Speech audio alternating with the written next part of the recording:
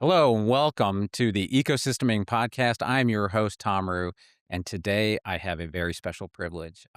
Candidly, I've been so looking forward to today's podcast because I am joined by Michelle Bolas, who is the president and CEO of NCInnovation.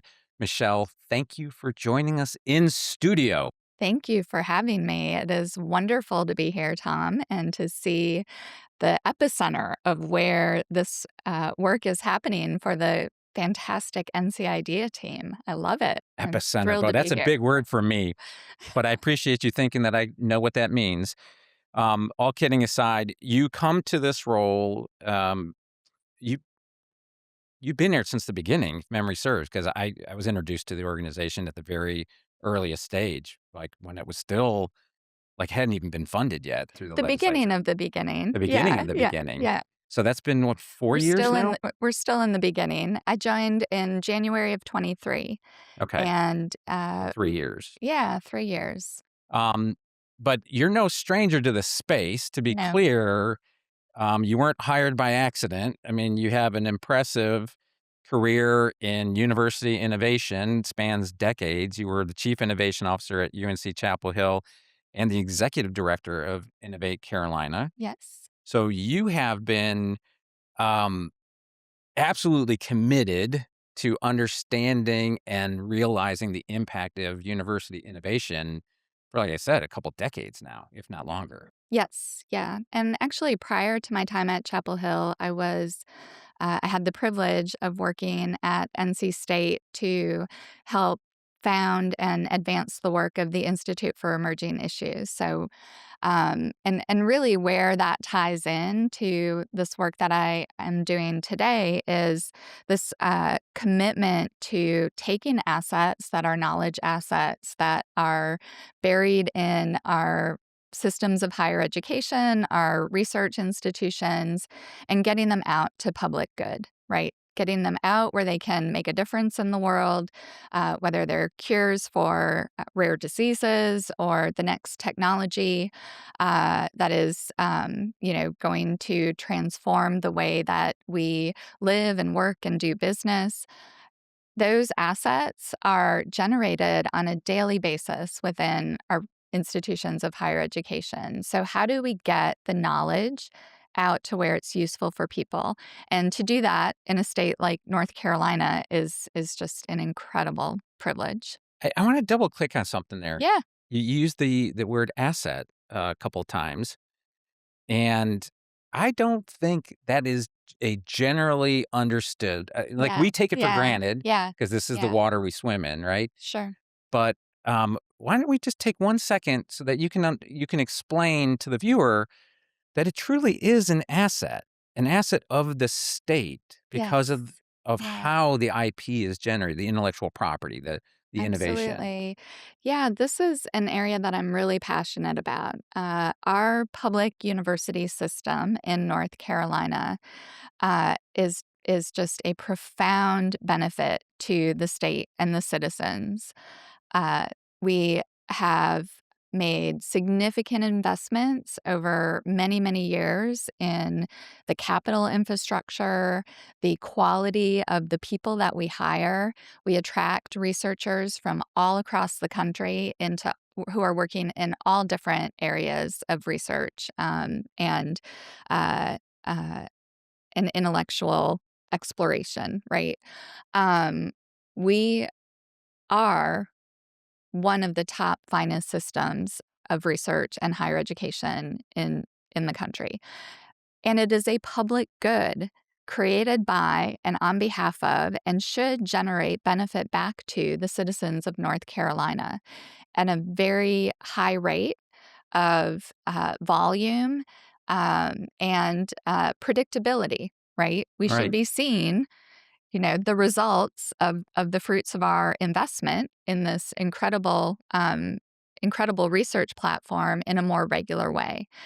So that belief is actually fundamental to the design of what NC Innovation is and is bringing out in the innovation space. Yeah, I appreciate that because again, I think that's one of those concepts that might fly over the heads of people that it's an asset that's been funded by tax dollars, right? Mhm. The research, Yeah. and we should expect We should a expect return more. on that asset, just like you would Absolutely. out of your, like, Right. 401k savings Right. or anything else. I think that doesn't get appreciated enough in the public discourse around that, and it was the nice segue to why Yes. NC Why? Right. Innovation was Right. created, right? So, Yeah. why don't we do the let me give you the platform for the formal, Sure. official, "Hey, NC Innovation was created to do XYZ." Sure. Well, NC Innovation, just following on that explainer, was created to essentially look at the system of public research institutions in North Carolina as an evergreen technology platform, and to think if we invested in a philanthropic way in the assets that are emerging that have the potential for commercial and societal impact, to get them ready for that next transition. What would that look like? How would we do that? And how would we do that in a way that is regular so that we can, again, start to build some clusters of economic opportunity in ways that attract other corporate and industry partners and are attractive to the venture and entrepreneurial community writ large. But isn't that a long established practice? I mean, come on, there's professional associations, surrounding that. Like, hasn't academia figured this out? And he says He sarcastically, says leading a witness. sarcastically, right. Spoiler alert, obviously, it's Yeah, for those of you who are maybe tuning in and follow this, right? If you've been tracking investment in innovation and commercialization, you understand it's been really following the law of diminishing returns. yeah, So as more money continues to flow into it, we're getting less and less out of it. And I don't know that that should be a surprise considering the practices were born in 1980 with the passage of the Bayh-Dole Act. right, right. And like technology-based economic development, spoiler alert, was a lot different in Yeah, the 80s and 90s and leading yeah, up to the dot-com era. So all of this is just to be a blatant setup for you to explain why this sure. model is or how this model is different. What is NC Innovation doing that's different than everybody else out there? NC Innovation is uh, evaluating that period of time and of development in a technology's life between proof of concept and really strong investment cycle, right? And Right? that investment cycle could also take the form of a very fruitful industry license or corporate partnership of some type, but a really strong entry into the commercial market. And that time has two main qualities. That time generally requires a quite a bit of technical and scientific work to take this proof of concept technology and de-risk and test and orient it toward an adoption point from an industry or market standpoint, How's right? that done? How is that? So that is often, that is where you see startup companies formed to be the vehicle for doing that de-risking and development work. You'll hear a lot of talk about getting friends and family money, angel investors. Sometimes, there are multiple pathways to trying to get some combination of philanthropic or very, very early stage risk capital into that space, Preferably right? non-dilutive. Preferably non-dilutive, but unfortunately with in this world that we live in, there's often no choice for a researcher who has an asset that they believe has potential, but to move it into a nascent startup. Right. And you and I know that those are not strong startups. Those No. are paper vehicles for trying to hold on to the opportunity for further development, right? And that frankly, is where most university based technologies die. And just for lack of a specific source. can I ask you to maybe put on your prior hats? And I've got friends across the country that are involved in this space as Yeah. well, and I hear their horror stories or their challenges. So this might be an unfair question, and I apologize for ad-libbing this here, but why do you think universities are so risk averse? Like, why do you think tech transfer offices don't quite understand how to do this the right way, which I would argue is the NC innovation way? Like, I mean, as proud as we are to support NC innovation, because I do think it is a model Yeah. that should be absolutely franchised across the country. Let me look square into the camera and say that, this will be emulated. We This is completely agree. Yeah. absolutely, Yeah. but it always makes me wonder, okay, so then why can't other states, other universities, Yeah. as big as the big 3 we Sure. have, right? What is it cultural? Is it legislative? Like, so that it's contractual? Well, you mentioned Bayh-Dole, and, I think, as you said, it was a start.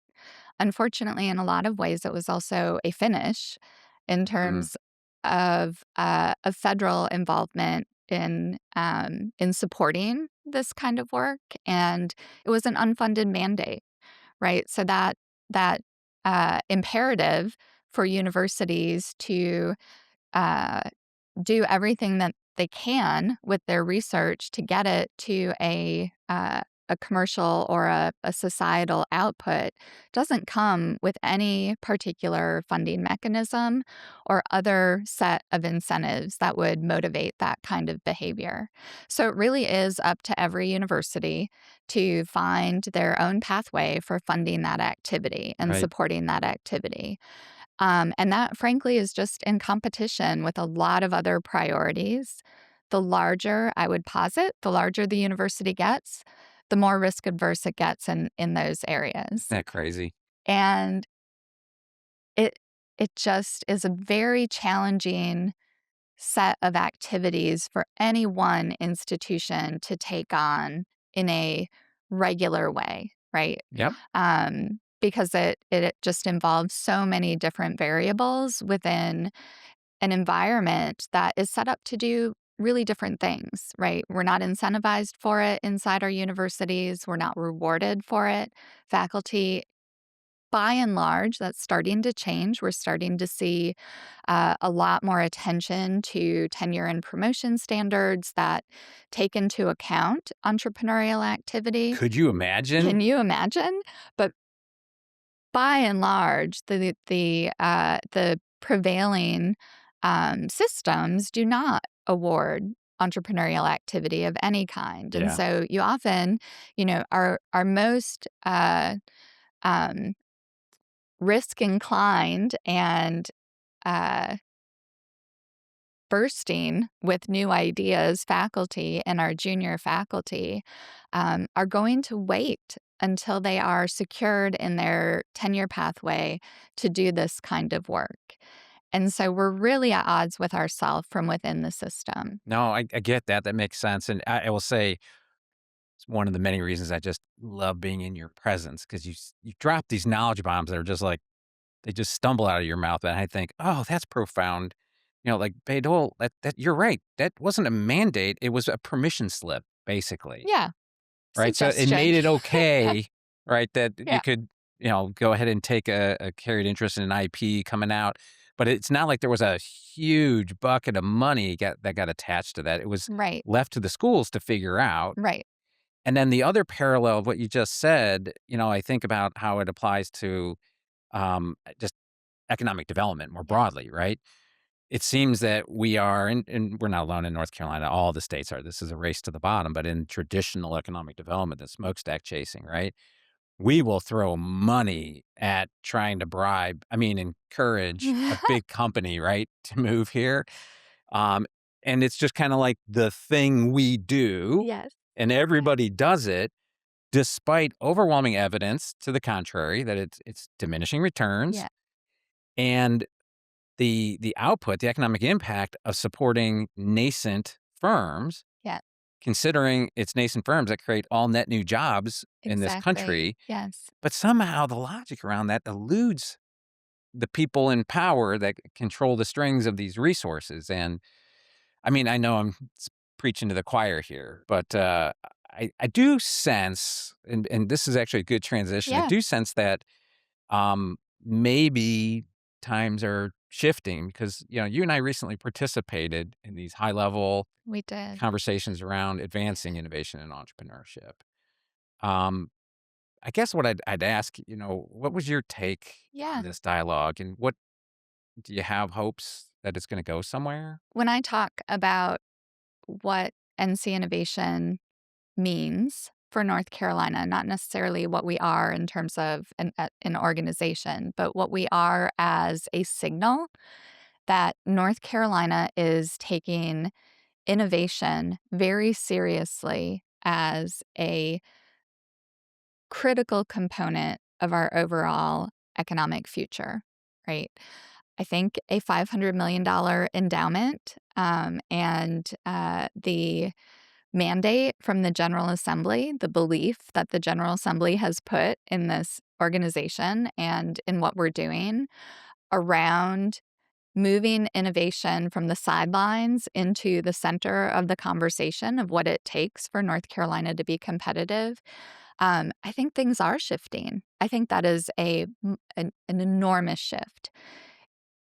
It's also very tenuous, right? It's going to take a lot of people getting on board with that value proposition for it to stay true. And you and I know it is hard to build. It is very easy to break things. Oh yeah, It's really hard to build big things. It takes a lot of people believing for a lot of different reasons. We don't all have to have the same agenda. But in general, if we believe that North Carolina has more to offer than what's been put on the table in terms of our economy, and that it can be more distributed across our state, uh, which has all of these great geographic assets as well as intellectual and knowledge and people assets, right, um, then it's going to take staying in the game for a while to make that real. And, I think, so I think the conversations we're having are really good signals, but they need to go somewhere, right? We need to see people really moving toward what they can bring right. to the table in this way, Come right? join us on the Come same join end us of in the the rope same right. as opposed to the other end of the Right. rope, right? Right. And I think, one of the things that um, we've talked a lot about because both of our organizations are really structured to work in, support, and highlight. I don't say lift up because they don't need lifting up, but they do need uh, daylight, the regional capabilities that we have in smaller communities outside of RTP, right? So Absolutely. NC Innovation is a regional play, and we are pushing against the tide in that way, right? There's a embedded body of interest that says we should just double down on RTP. Right, And, I appreciate that. I appreciate what the triangle means for the state. We're in Durham. This is an incredible center right, of entrepreneurial thinking and doing and activity. But it's not the only activity that's happening. And I fear that if we don't make room for others to also bring their assets to the table and to invest in some of those, it is diminishing returns for what North Carolina can do in this space. And so that regional component is really important. And it's very attractive to the first way of operating that you reference, this big game hunting, right? Large corporations are looking not only for talent, but they're looking for centers of innovation activity. So if we lift up our game on the small to medium sized technology businesses, we also will win more on the large Attraction. attracting those large corporate Yeah. headquarters, attracting those the interest of those emerging centers. Yeah, we did again, one of the many, many, many things we are in very staunch agreement on, the days of Bell Labs and, Yeah, Xerox PARC, um, they're they're gone. yeah. Innovation, R&D for the Fortune 500, that's done via acquisition. Yes, it is, So my absolutely, argument has right. been to the forces that lead, the attraction efforts here is Yeah, instead of saying, "Hey, we're the best state in the nation just to expand because we have like low unionized labor. We have relaxed environmental laws. We have lower than lots of national average land. incomes." Like, these are not things we should be bragging about, right? I would rather Yeah, go out there and say, yeah, "Hey, yeah, we are so multi track. We have so many absolutely, right. verticals, right? What whatever you're going to do, big company, for your next product iteration, there's probably somebody in North Carolina in a garage working on that solution right now. Yes. And when the Yeah, time yeah, comes, if you come when the time comes and you engage with the ecosystem as a trusted partner and you earn your trust, we all have to earn yeah, trust. yeah. But once that happens, right, you're going to get the benefit of this thing of ours, what we affectionately refer to as Yes. our statewide Yeah, ecosystem. yeah, And so if you'll indulge me for a second talking about this thing of yeah, ours, I'll say please. this effort of ours. Yeah.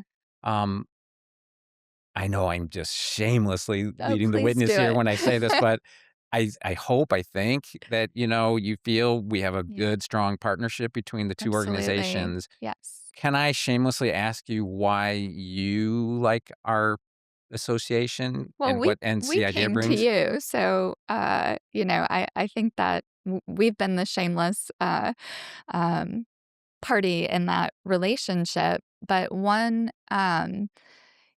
thing that's been really important to me in this role from the beginning has been to be additive to what those who have already been putting in all of the sweat equity in this space are bringing, and to leverage those assets, those you'll hear me use that word a lot, but those strengths that Yep. already exist. And so your door was the first that we knocked on, and I can't tell you how meaningful it was, it is, it remains, that it was unequivocal. Yes, we're in. Um, that kind of collaborative spirit, I think, is really special in North Carolina, but it's also special about your leadership and the way that this organization no, you asked for the shameless plug, so Well, I meant for the organization. I I'm appreciate giving the it to kind you. words, but But the organization and the leadership behind the organization, we talked a little bit about this earlier off camera. When you have leadership that's willing to take risks yeah. and to understand what it takes to do big things over long periods of time, you can come to the table in a fearless way. Yep. And that's what we've done here. And so, but specifically, what did we see that we needed? You had something that we needed, and that is a very high value statewide network of experienced entrepreneurs, people who have done this Operators. again and again and again, and who are always willing to roll up their sleeves the next time. And you cultivate that and you support it, and people who operate in that way are attracted to it. And so we know that you are a one-stop shop for the kind of leadership that we need. The reason that that's so critical for our model is I think we're taking a bit of a disruptive approach to faculty entrepreneurship in particular. There have been many programs over many years that have supported uh, the entrepreneurial development of the entrepreneurial mindset and skill set with faculty. You come from Kaufman, you know this better than most. There's all sorts of literature around that. There are programs that do that. That is not where NCI is starting. We are looking at the technology Right. and what is the best vehicle to get that technology into use. The faculty, obviously, the inventor is at the table and has to Right. be at the table. But our approach is to support them right away with wraparound support for everything they need that they don't frankly have the time to learn and may or may not be inclined. If they are, fantastic. Our approach allows for that. And if they aren't, they have this now network of support that we are plugging into each and every project that we fund in a very intentional way. We are funding it, and you are helping us do that, right? I appreciate that, and I'll not surprisingly, I'll just agree with you. You know, we for example, we have grant programs, seed and micro, non-dilutive. That's Yeah. sweet, sweet, sweet, free money. Yes. And in the 10 years I've been here, I can tell you it was frustrating, and this goes well before the creation of NC Innovation. Yeah. You know, we get these grant applications from these PI teams at the biggies and, you know, some of the regional schools, and you look at it and you go, that's got that, you know, the innovation is very sexy in a, Mhm. like, serving Mhm. humanity sort of way, Yeah. right? Making life better for everybody. But the business acumen, Sure. I mean, I don't wanna dunk on anybody, but, like, it was so lacking, it was almost comical, right? Because and they don't understand. It's not their To job. their Yeah, defense, you absolutely. know, Right. their job is to Right. have the big ideas, but, like, I think for so long in higher ed and academia and in tech transfer more broadly, the celebratory moment, the thing that was like, "Yes," was like the issuance of a patent. Right.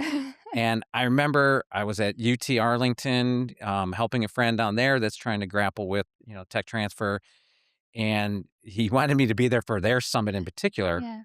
and the culmination of the summit was they brought out, I think it was about a dozen faculty who had patents issued that year. And this was the like, "Oh, you know, hey, look at this, and Yeah. woof, you Yeah. really accomplished something. It isn't that great." And I sat back and I must have really not had my poker face on. Yeah. I must have looked like, you know, a dog hearing something funny because he was like, "What's up with that?" I go, "I don't understand this. Why are you like the patent issuance, it's an accomplishment. I don't mean to take anything away from that.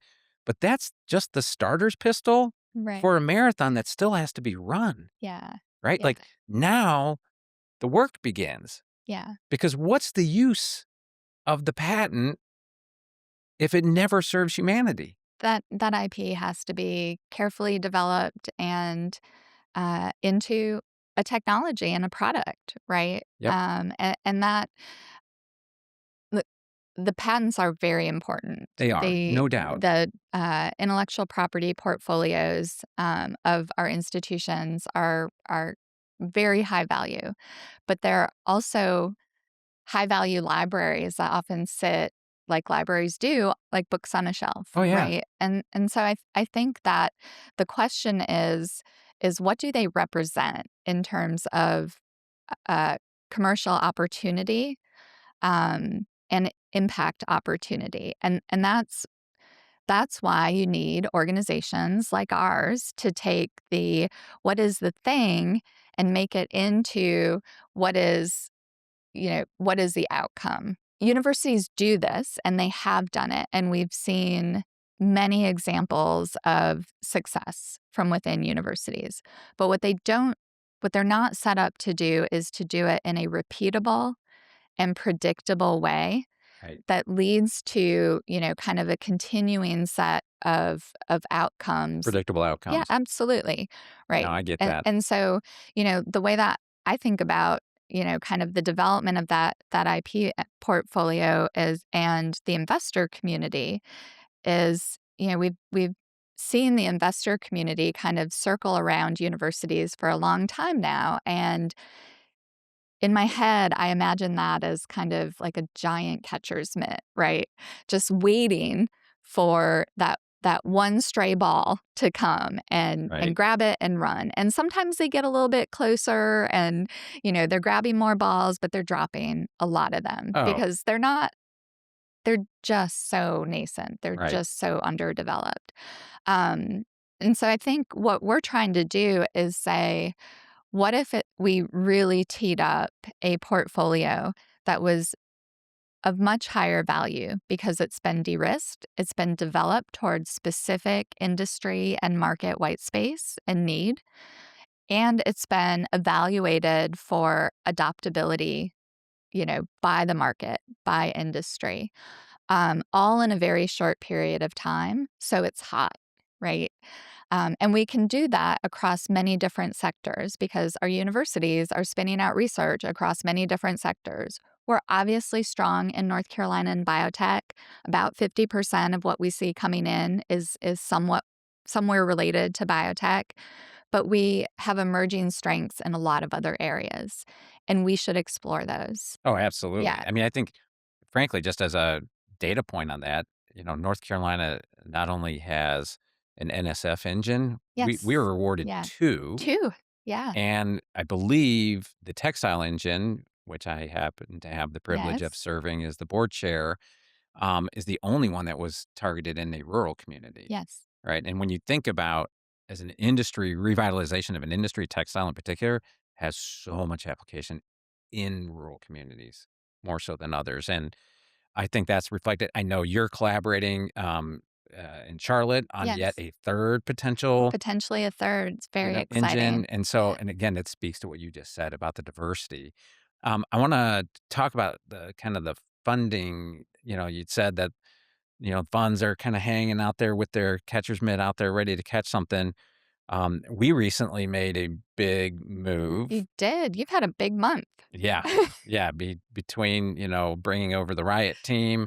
Would you like to say anything about that? Well, I would like to say that our relationship gave us the confidence to do that move, Yeah. and it just made a lot more sense to bring on these incredible people that were, Yeah. that are very tightly integrated in the programming that you offer your PI teams.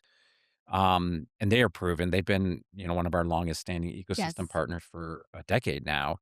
So this wasn't even so much kind of like a marriage of somebody new. This was just like, hey, we kind of been living together. We might as well make it official now, right? And so we did.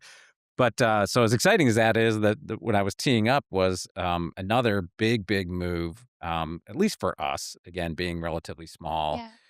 Um, frankly, a rounding error to like what Kaufman had back in the day when I was there, but still very leveraged. Was we've now become a cornerstone LP in what was a triangle specific early stage pre-seed sidecar fund called the Triangle Tweener Fund. But us making a multi-million dollar, multi-year commitment is allowing the Triangle Tweener Fund to become the North Carolina Tweener Fund. It's so exciting. It's exciting for many reasons, not the least of which, and again, that's how we roll. We Yes. look at our partners, our super trusted partners, and go, okay, what can we do that creates value for everybody? Yeah. Like what we are doing together, Yeah. and it's definitely a team sport, is we are proving that 1 + 1 + 1 equals 97, right? And doing this Absolutely. move with Yes. Tweener, we've now got a vehicle. I mean, I guess I'm rambling a little bit to tee up the question. Do you see things like the Tweener Fund as a tool for NC Innovation to continue to support? I know I'm going to be counting the days, and you will be getting obnoxious text messages from Yes. me the first time that the NC Tweener Fund funds an NC Innovation Absolutely. company, and you and Absolutely. I should like. Yes. Yes. I don't know if we'll do a drinking game when that happens, but like that should be a goal. But do you think it could be something that even NC Innovation might want to join in on and be part of? And can we show a trend for other big institutions to say, hey, I mean, if you have to think of it as altruistic, so be it. Think of it as altruistic, but it's really economic development. It's really economic development, and I think, there's a few things I would love to hit on Please. around that. One is, I think you also mentioned this partnership that you've entered with Riot or that, and bringing, Tom and Rachel into the fold. I think for us, it's been really exciting to see the response of the ecosystem to what NCI is bringing. That wasn't a given. That's not a given. But to see the shaping of new ways to think about programming and using your strengths and your capabilities, Riot's strengths, Riot capabilities, but to adapt those to what NCI needs and the kind of work that we're trying to do to get these technologies further, faster out of Right. our universities, um, has just been an incredible validation point. Adding now the fund component, the ability to start investing in these, from your perspective, says to me that, again, we're on the right track here because what we need next is for investors to start taking a more serious look at what is going to be coming out of NCI's portfolio projects, right? Yep. So we, over a 2-year period, have deployed almost $30 million to date in funding across 38 projects. And those projects are situated statewide, so across 14 of our 17 university system institutions. Forgive me for interrupting. I want to ask a clarifying question because viewers might be asking this now, hearing Sure. you. The funding you put in, the 30-ish Right. million, does any of that in your equity interest to the No, organization? no. So we are, thank you for clarifying. No, I just want to I want everybody to have the same context I have because the story No. gets a lot better. The story gets a lot better. We are a philanthropic angel investor at a very early stage at a meaningful level. So I really want to focus on this for a minute because Please. when we talk about what does it take to get faculty to do this kind of work and to take on more risk and institutions to do that, well, they're often making a decision. Am I going to go for this $1 million research grant? Or am I going to go for this $50,000 entrepreneurial offering that my university is putting in front of me to pursue something that is very high risk, Right. right? That's a tough that's a tough position to be in because as we talked about, those technologies are not even close to ready for a startup or the kind of support that would make them viable for one of your competitions, Right. right? So we have to bring a meaningful investment closer to them and to what the technology needs. So our projects are typically somewhere between a half a million and $1 million in funding over a 2-year time period, very tightly tied to milestones that get that technology industry ready, right? Or investment ready from a early stage investment standpoint. So over any 2-year period of time, we will now be bringing to the North Carolina venture community around 50 technologies that are de-risked, have entrepreneurs in residence who have been working with those technologies for 2 years, have business plans, and have industry-ready roadmaps. We really need the investment community to start paying attention to this, and Tweener Fund is first to the table. So we're super excited about that. Yeah, and not to put words in your mouth, but I know what I'm excited about it and is for the companies we fund, again, it's non-dilutive. So that just comes out of our OpEx budget Right? and then it's in our spend. And the grant period's usually 6, 12 months. And we use quaint language like you're part of the family now and they get, wrapped around with our Yeah. services and programming. And then when we're done, for those that go on to, a fundraising stage, Yeah. it's kind of like dropping your kids off at college, Right. right? And you're kind of Right. like, okay, Right. we hope we raised you well. Because like, and they are looking back, as the car is driving away and they're going like, oh, this is scary. I'm going out to Right. do the Right. fundraise now. It would really Right. be nice if Yeah. NCID was still here and part of this journey. And we didn't have that vehicle. Yeah. And so to me, the virtuousness of the move we made with Tweener and, oh, by the way, I need to make a disclosure. I'm not reading some obnoxious disclosure, but we'll have it. Um, the producer will go ahead and drop it on over my face here while I'm rambling about this, because we do have a carried interest in doing this funding. And it's important to note that this is a way we can stay connected then, and we're now on their cap Yeah. table Yeah. and then there can be more return Right. when they go off and be wildly successful, it's paying money back into the pipeline, the activities, the networks and Sure, partnerships that absolutely. are continuing that churn, Yeah, right? And that's how we win in this space. That's what yeah, true economic development looks like. We create these virtuous these flywheel, whatever whatever cliche you wanna use, but, like, it's good for everybody to keep it going, and so I would say to, some of the critics about the funding model for NC Innovation, and if y'all can use some of that returns to then get on the cap table of the companies that you are birthing, right? There is long-term returns on that. That's capital returning on sure, capital. sure. Think about that, right? I mean, Yeah, that's just yeah. smart. It's the smart thing to do.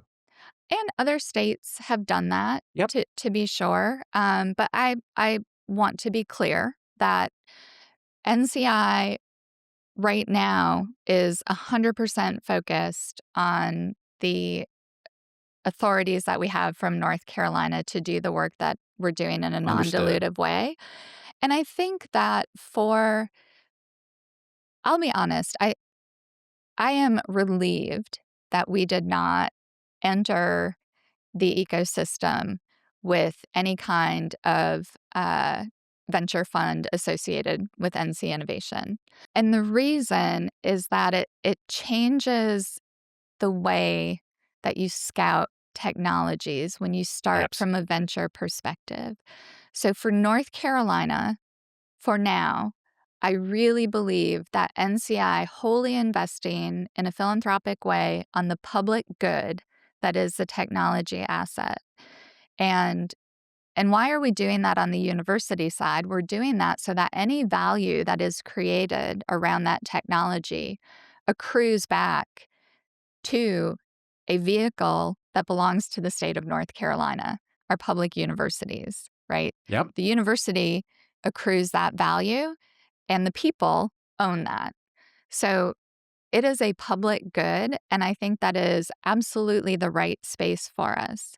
Where we enter the conversation is making sure that we are showing that to the private sector in a way that is continually engaging uh, the opportunities for those technologies to move forward. And that is where we will play in this space until we need a different solution around how to fund the work of NC Innovation. And then we'll talk about, what some of those models look like. But for right now, I think that we are in exactly the right space for bringing higher risk, maybe lower initial ROI technologies out of the universities and into those communities because we're not just out here looking for a unicorn. yeah. No, it's one of the again, and sounding like a broken record, it's another thing where we are aligned, in our model. I've said from day one,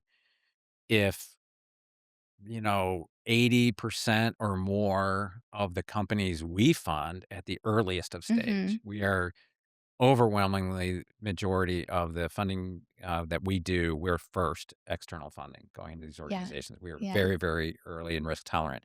And if 80% or more of the companies we fund go off and are wildly successful, we're not taking enough risk. Yeah. That might sound counterintuitive, and I'm not rooting for a higher failure rate. I'm Yeah. just saying we don't exist to bet on sure things. And to your point earlier, if you were born with this kind of private equity lens, Yeah. it absolutely skews, Sure. the selection process. Candidly, I would say it doesn't even qualify as charitable if it's just coming out of the gate Mhm. looking to bet on Right. winners. And that's another reason why this marriage with the tweener fund um, was important because we're not involved Mhm. in the funding Mhm. decision. They have a model that's an index fund. And if you take the time to research it, you understand it. It's a sane, sensible model that like most of us in our Mm. 401ks, Yeah. Yeah. strategies are Yeah. diversified. Yeah. You don't pick, specific things. You don't put too many eggs in one basket. But the important thing is it can't interfere with our raison with the d'être, NC right? ideas, Like our way reason that for you do your existence. work. Right. Absolutely. Right. It's just a way for us Right. to expand the value chain Right. in this thing of ours Sure. that benefits Absolutely. everybody that's Right. supporting it and working into it. So, we should really We're be find a very way to be aligned on things, he says with a we're big amount of very jesting. excited, for you and for that advance, and, inherently, it will benefit the projects that NCI is working with. They will all be seen, right, Yeah. by a significant early stage investment firm. So my producer has given me the land the plane signal.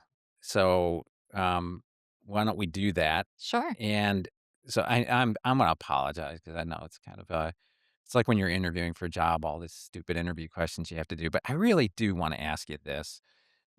What does success look like for you? I mean, you're the leader Yeah. of this organization. To answer what that looks like, I think I wanna circle back to something that we've touched on, but I'm not sure, um, if the viewers will appreciate how valuable it is. We are the creation of the General Assembly, right? And that act in creating NCI's endowment is such a brave move for a state to take. Let's just be honest, to Yeah, set aside credit where it's due.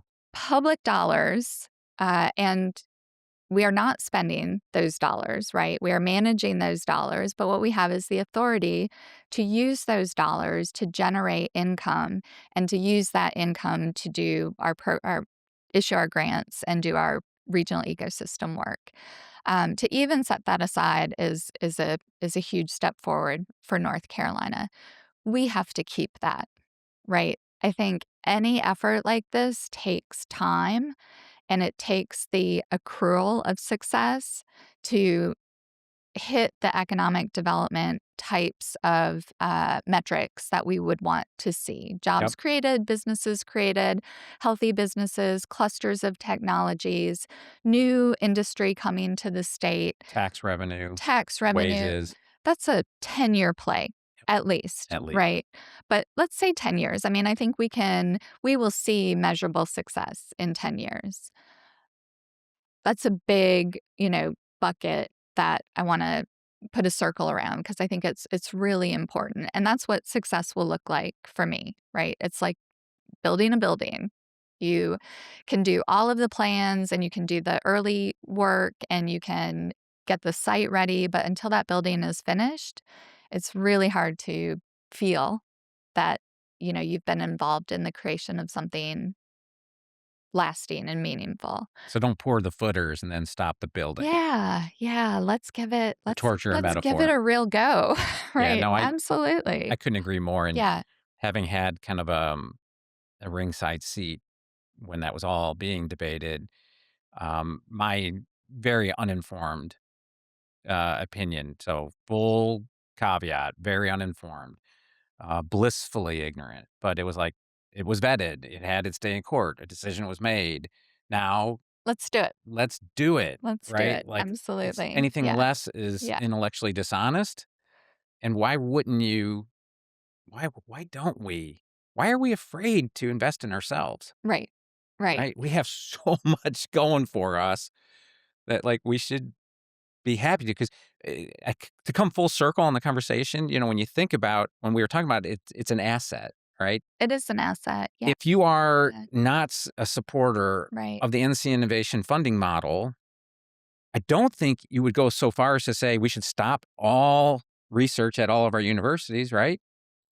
You wouldn't say that. No, no, nobody's ever said that, So actually. I mean, nobody if we has continue to invest in that, right. why Nobody has wouldn't we? disproven the value proposition or even tried to. So I think we know we should be doing this. And I know there are detractors around the funding model, to be sure.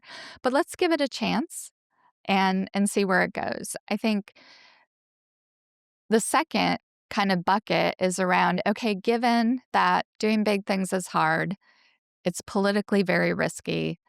It you know, gets a lot of pushback in the early days.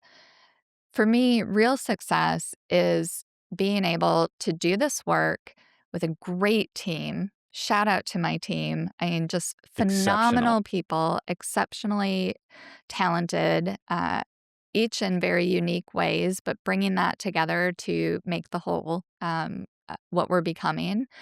For that team to be able to do their best work and to get really good outcomes in the early days, which we already are. I mean, we're already, we have ways that we measure each and every project.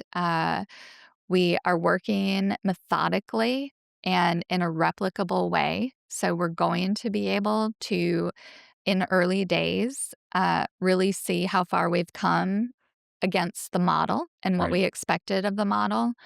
But to do that in a way that feels like they've accomplished something. I think we've both worked on big projects where you get to the end and you know you've accomplished something, but it feels like crap because everyone is so beat up, right, Yeah. along the way. And I don't want that for myself. I don't want that for my team. I don't want that for our incredible board and the leadership and the hours that they put in. So being able to get through what is hard work in building a startup and come out feeling great about what we've accomplished for North Carolina, no matter how long that lasts, is really what I'd like to see. Well, on that note, let me just conclude by saying I feel great, as does the team, the entire team at NC Idea, for the privilege to support your efforts and your incredible team. I recently had the chance to call out the early work between, two of our team Yeah, members, Carly and yeah. Barry, you know, architecting this long Oh hours, my gosh, right? long Putting that all hours, together really starting years committed ago. to making it work. And here we are. You're Yeah, the third yeah. cohort. Was it the third cohort we recently kicked off? 3rd cohort. And, I've often said that the secret to this work, if you really want to understand successful economic development, it's not complicated. It's not rocket science. It's very smart people. Back at you. Thank you. Sufficiently resourced. Yeah, Thank you, legislature. Um, doing the hard work, grinding it out, yeah. measuring outputs, adjusting accordingly. Adjusting. More of Absolutely. and is everything gonna work? No. Spoiler alert. What in life is guaranteed? Yeah, Nothing. yeah. So when critics go like, "Oh, government shouldn't be funding picking winners and losers and they could lose money," get over yourself. Like, what in life We're is guaranteed? Nothing, just right? teeing up a lot more So shots on goal. Yeah, exactly, and so yeah, we're smart people, yeah, we'll do less of the stuff that yeah, doesn't yeah. work, and we'll do more of the stuff that does work, but then grinding it out, right? Yes. Yeah. That's how you win in this world. Yeah, that's This the is how key to gains are made, excellence. and I said it at the beginning of this episode, and I'll say it now at the end. This model of NC innovation will be replicated nationally. I have no doubt. And I say that with 20 years as an entrepreneur, having started, built, sold companies, to 20 years doing it now at the ecosystem level. Unfortunately, I'm having a very big birthday here in a couple months. That's how old I am. But 29 forever, Tom. oh, 29 thank you. On the forever. 20, I'd settle for 39 or even 49 49. forever. I turned 50 in this job, and assuming I don't get fired in the next couple months, I'll turn 60 in this job. I don't plan. Just had a board meeting, and I told my board I don't intend to turn 70 in this job, but in whatever years I have left, I hope a big part of it is supporting your efforts to be wildly successful with this. And I want to thank you Thank you. so much for being such a good friend, collaborator, and thought leader. I think your leadership has been inspirational for many, and you probably don't get to hear that enough. So let me say it on behalf of the ecosystem. You have a huge fan club, and you can consider me the chairman of that fan club. I appreciate that. I think it's a mutual adoration, society in the work that we're doing. Very cool. Thank Yeah. you. And so, to you, the viewers, let me just say thanks for tuning in. I hope you enjoyed this podcast as much as I enjoyed recording it. There is so much nutritional value to this discussion today. So tell your friends, share it broadly. And as always, if you have ideas for future episodes, guests, or topics, let us know. And with that, I say good day.